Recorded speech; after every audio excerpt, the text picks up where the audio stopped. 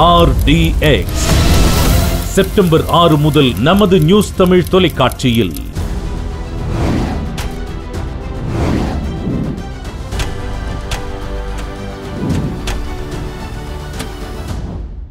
குறைக்கப்பட்ட ஜிஎஸ்டி காரணம் ட்ரம்பா, பீகார் தேர்தலா?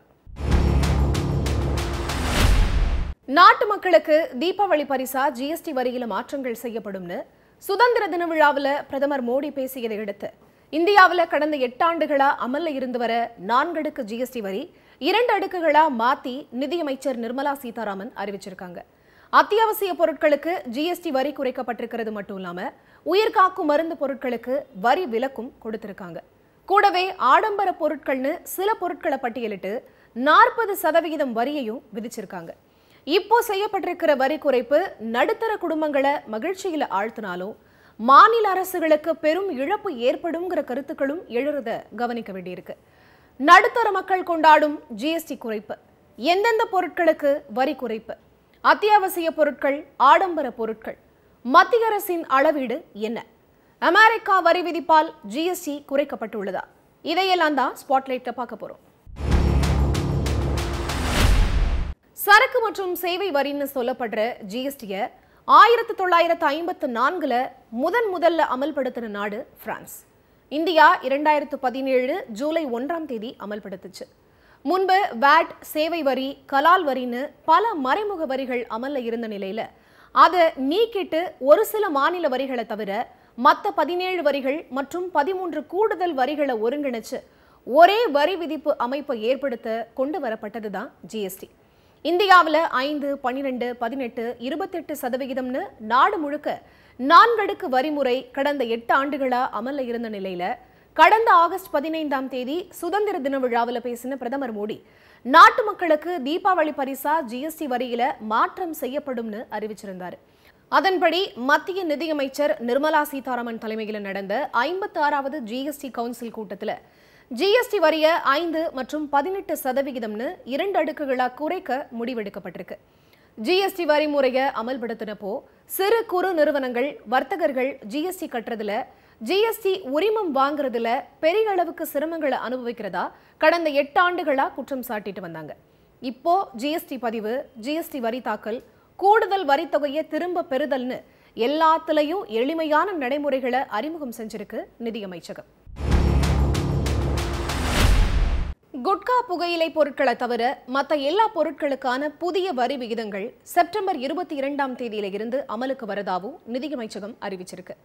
தினசரி பயன்பாட்டு உணவுப் பொருட்களுக்கு வரி விதிப்பு இல்லாத நிலை தொடரும். சப்பாத்தி, பரோட்டா போன்ற உணவுப் பொருட்களுக்கான 5% ஜிஎஸ்டி வரியை ரத்தும் செஞ்சிருக்காங்க. தனிநபர் மருத்துவம், ஆயுள் காப்பீட்டுக்கு இனி ஜிஎஸ்டி இல்லைன்னு சொல்லியிருக்காங்க. மாணவர்கள் உபயோகப்படுத்துகிற வரைபடங்கள், உலக உருண்டை, பென்சில், ஷார்ப்னர்கள், அனைத்து வகை கிரையான்கள், நோட்டுகளுக்கு இருந்த 12% ஜிஎஸ்டி வரியையும் ரத்து செஞ்சிருக்காங்க. டிராக்டர்கள், அதோட உதிரி பாகங்கள், டிராக்டர் டயர்கள், உயிர் பூச்சிக்கொல்லிகள், நுண் ஊட்டச்சத்துக்கள், அறுவடை எந்திரங்கள்னு எல்லாத்துக்கும் விதிக்கப்பட்ட 18ல இருந்து 12% ஜிஎஸ்டி இனி 5% தான் விதிக்கப்படும்னு அறிவிச்சிருக்காங்க.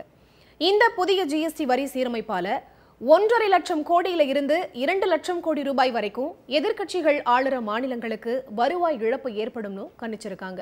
இழப்பு தொடர்பா மத்திய அரசு அதிகாரப்பூர்வமா எந்த அறிவிப்பையும் வெளியிடாத நிலையில கிட்டத்தட்ட 2 லட்சம் கோடி ரூபாய் அளவுக்கு ஏற்படும் இந்த பாதிப்பை மத்திய மாநில அரசுகள் சரிபாதியா பகிர்ந்துக்க வேண்டிய நிலைமைக்கு தள்ளப்படுற அபாயம் இருக்கிறதையும் கவனிக்க வேண்டியிருக்கு. 2024-25 நிதியாண்டுல 1,31,000 கோடி ரூபாய் தமிழ்நாட்டில் ஜிஎஸ்டியா வசூலிக்கப்பட்டிருக்கு. புதிய வரி மாற்றத்தால சுமார் 8% வரைக்கும் தமிழ்நாட்டுக்கு வருவாய் இழப்பு இருக்கும்னு கணிக்கப்பட்டிருக்கு. ஜிஎஸ்டி வசூல்ல மத்திய அரசுக்கு தர வேண்டிய பாதி பங்கு போக மீதம் இருக்கக்கூடிய 65,000 கோடியில சுமார் 5,000 இருந்து 6,000 கோடி ரூபாய் வரைக்கும் தமிழ்நாட்டுக்கு இழப்பு ஏற்படும்னு சொல்றாங்க பொருளாதார நிபுணர்கள். கூடவே நிதி ஒதுக்கீடு மற்றும் ஜிஎஸ்டி வருவாய் பகிர்வுல ஏற்கனவே பாஜக ஆளாத மாநிலங்கள் வஞ்சிக்கப்படுறதுங்கிற குற்றச்சாட்டுகளையும் தமிழ்நாடு உள்ளிட்ட மாநில அரசுகள் முன்வைக்கிறதையும் கவனிக்க வேண்டியிருக்கு. ஜிஎஸ்டி குறைப்பு இந்திய குடும்பங்களோட பொருளாதாரத்தை உயர்த்தும்னு நம்பப்படுது. முக்கியமா இப்போ 28% இருக்கிற சிமெண்ட்டுக்கு இனி 18% அறிவிக்கப்பட்டிருக்கு. டூத் பேஸ்ட், குடை, சைக்கிள், சீப்பு, பால் பாட்டில் உள்ளிட்டவை 5% ஜிஎஸ்டிக்குள்ள கொண்டு வரப்பட்டிருக்கு. ஏசி, டிவி, மானிட்டர்கள், ப்ரொஜெக்டர்கள், பாத்திரம் கழுவுற எந்திரங்கள்னு 28% இருந்த ஜிஎஸ்டி இப்போ 18% குறைக்கப்பட்டிருக்கு. கூந்தல் பராமரிப்பு எண்ணெய், ஷாம்பு, சோப், டூத் பிரஷ் இதுக்கெல்லாம் 18% 5% குறைச்சிருக்காங்க. வெண்ணெய், பால் பொருட்கள், நெய், பாத்திரங்கள், நாப்கின், டைப்பர்கள், தையல் எந்திரங்கள், மூக்கு கண்ணாடிகள்னு எல்லாத்துக்கும் 12% 5% குறைச்சிருக்காங்க. இது தவிர 33 உயிர்காக்கும் மருந்துகளுக்கு 12% இருந்த ஜிஎஸ்டி முழுசா நீக்கப்பட்டிருக்கு.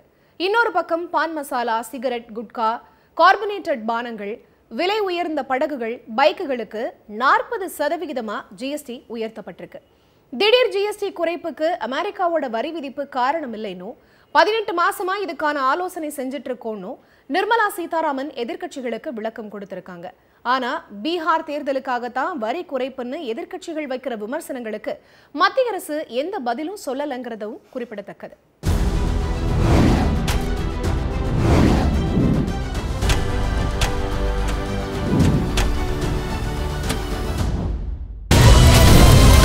RDX செப்டம்பர் 6 முதல் நமது நியூஸ் தமிழ் தொலைக்காட்சியில்.